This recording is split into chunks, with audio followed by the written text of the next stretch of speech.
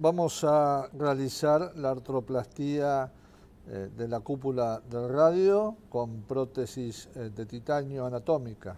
Los puntos anatómicos importantes a tener en cuenta son el cóndilo del húmero, la cabeza del radio, la cúpula que la palpamos y la marcamos, y a distal van a ser puntos de referencia la estiloides del radio y el tubérculo de Lister. La incisión en piel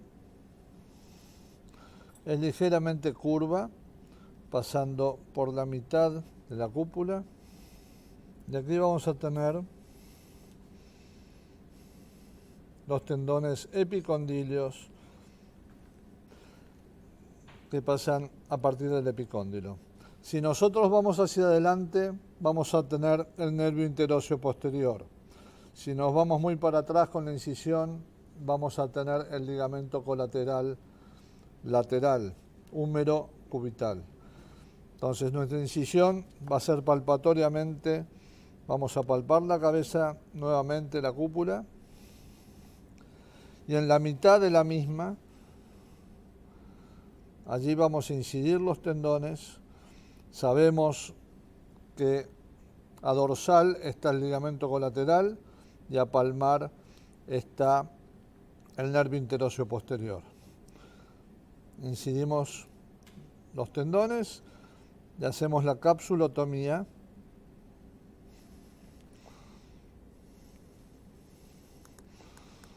Y allí tenemos a la vista la cúpula del radio que vamos a reemplazar. Aquí la vemos pronosupinando. Nuevamente, aquí debajo está el ligamento lateral que está lejos de nuestro lugar de trabajo, y por aquí delante el interóseo posterior, por lo cual no pondremos ningún tipo de palanca de Homans que pueda traccionar del nervio y producir una neuropraxia. Un detalle importante es que con el antebrazo en supinación, el nervio interóseo va a venir hacia nuestro abordaje. Con el antebrazo en pronación, el nervio se aleja. Entonces vamos a hacer la resección con el antebrazo en posición neutra.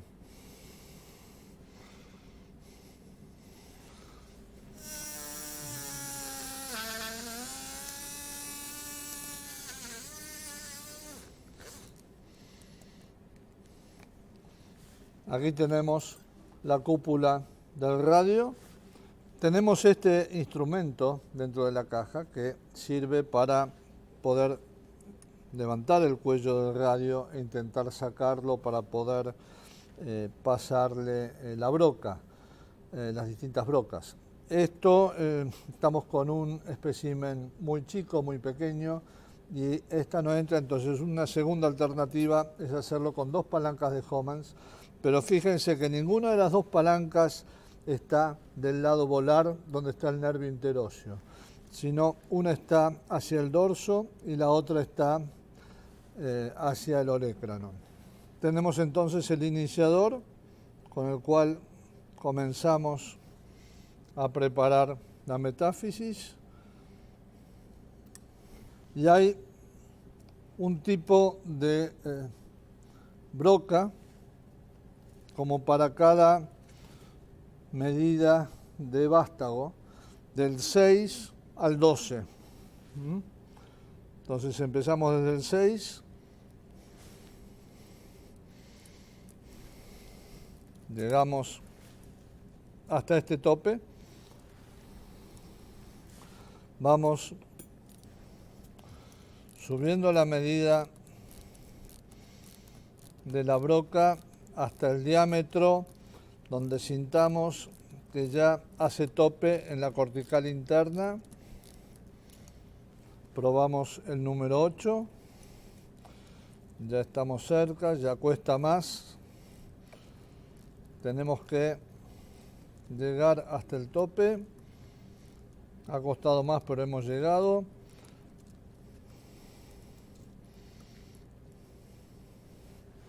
Intentaremos el número 10.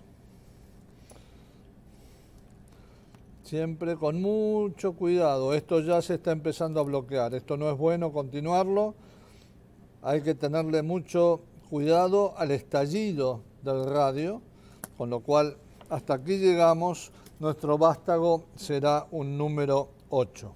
Tenemos entonces ahora este tipo de fresas que son para alisar la zona cruenta del cuello y tienen distinto diámetro en su vástago de acuerdo al diámetro que hemos tomado recién con las brocas endomedulares. Aquí entró y aquí entonces lo que hacemos es regularizar el borde del hueso. Y el paso siguiente es medir el diámetro, el tamaño de la cúpula del radio. El 24 queda un poquito grande y el 22 no entra, sería un 23, pero en ese caso es preferible elegir el diámetro menor. Por eso vamos a elegir el diámetro 22 de cúpula del radio. Hay tres elementos que tenemos que tener en cuenta. Uno es el diámetro, el otro es el diámetro del vástago y el otro es la longitud del cuello de la prótesis. Si nosotros observamos la cabeza del radio, la cúpula, vamos a ver que la forma que tiene es bastante particular. Por eso es fundamental que la cúpula que vamos a usar como artroplastía tenga una forma anatómica. Hay un labio aquí que es mucho más ancho, eso está remedado en la prótesis. Existe un segundo elemento que se inserta, que es el tallo, que como ustedes bien tienen distintos tipos de grosor, de acuerdo al grosor del canal endomedular que veamos ahora, y distinta altura, desde 0 hasta 8 milímetros, de acuerdo a la profundidad que haya. Esto es muy importante medirlo con mucha precisión, porque si nosotros colocamos una prótesis con mayor altura de cuello que la adecuada, vamos a tener el overstuffing, se llama, que es la compresión del capitellum por parte de la prótesis, y eso produce dolor, rigidez y complica todo el tratamiento. Y si la prótesis está muy floja, eso puede producir un ascenso del radio si existe algún tipo de lesión ligamentaria. Así que la medida de la prótesis vamos a ver que es fundamental. El próximo paso es medir la altura que debe haber entre el radio y el capitellum. ¿Cuál es la altura de la artroplastía, de la prótesis, de la cabeza y del cuello? Y aquí tenemos para eso un medidor que vemos que tiene 0, 2 y así llegamos de a 2, 4, 6 hasta 8. Y esto es lo que nos va a dar la altura del cuello de la prótesis.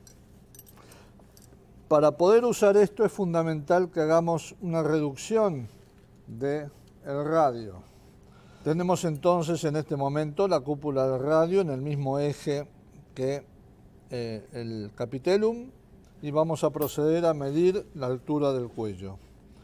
El medidor 0, que es el menor, es el primero que se coloca. Vemos que queda un par de milímetros de espacio todavía entre el capitellum y el medidor. Probamos 2 milímetros más, el número 2. Y cuesta ubicarlo en el espacio. Podemos ubicarlo, pero hay que forzar. Por lo tanto, esto no es bueno. No tenemos que forzar el ingreso del medidor, porque si forzamos el ingreso del medidor, la prótesis va a ser overstuffing. Entonces, aunque nos sobren 2 milímetros, en este caso la altura del cuello va a ser 0. Tenemos entonces la cabeza, la cúpula, tamaño 22, con esta línea láser. Vemos que es derecha, hay derechas y hay izquierdas de prueba.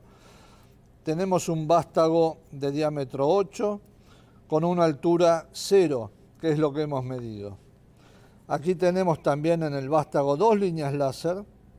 El vástago es el mismo para la derecha o para la izquierda. Y como este es el antebrazo derecho, tenemos que hacer coincidir en el armado de la prótesis la marca láser de la cúpula con la marca láser del vástago que dice right. Aquí están, por un lado. Por otro lado, cuando colocamos ahora la prótesis, esta marca láser debe apuntar al tubérculo de Lister que hemos marcado inicialmente con el antebrazo en posición neutra. Colocamos entonces la prótesis en la posición que lo habíamos dicho. La marca láser apunta al tubérculo de Lister. Tenemos un impactador.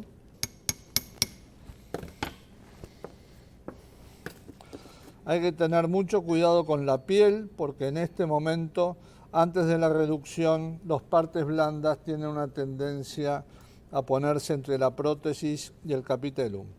Sacamos los separadores y procedemos a la reducción manual. Vamos a observar cómo está nuestra reducción. Pronosupinación completa. La prótesis no tiene movimiento y si observamos el capitellum no está comprimido por la prótesis en ningún momento. La prótesis tiene incluso un cierto juego, un cierto movimiento con el capitellum que es importante. Jamás debe producir compresión. Se deben probar todos los movimientos antes de cerrar y terminar la cirugía. Aquí tenemos la radiografía lateral, donde se ve una buena posición de la prótesis, una buena alineación con la diáfisis del radio, que si seguimos la línea imaginaria termina en el centro del cóndilo, tal como debe ser anatómicamente. Si observamos la radiografía anteroposterior, vemos que la vertiente radial de la coronoide se continúa con la prótesis, que hay un espacio entre la prótesis y el capitellum, lo que habla de que la altura de la prótesis es adecuada y no hay ningún tipo de sobredimensionamiento u overstuffing.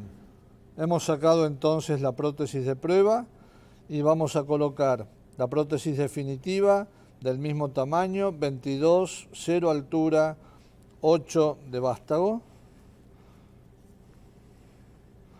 Buscamos las líneas láser, las hacemos coincidir y le hacemos la fijación impactada definitiva. Vamos nuevamente a traer el radio hacia nosotros.